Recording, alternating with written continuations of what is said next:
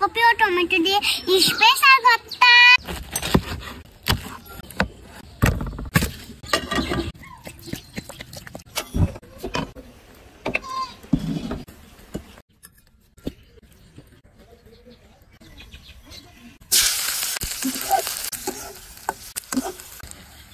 লবণ দিয়ে দিচ্ছি, হলুদের গুঁড়া দিয়ে দিচ্ছি, মরিচের গুঁড়া দিয়ে দিচ্ছি, ধনিয়া গুঁড়া দিয়ে দিচ্ছি, জিরার গুঁড়া দিয়ে দিচ্ছি, নিচ্ছি ওকে পরিমাণে সুন্দর মতো কষিয়ে নিচ্ছি।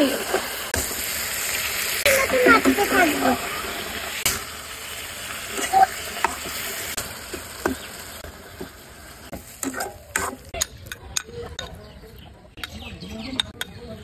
বাঁধাকপি আর টমেটোর ঘাটি হয়ে গেছে। তো কেমন লাগলো এই ভিডিওটি? অবশ্যই লাইক কমেন্ট করে শেয়ার করবেন।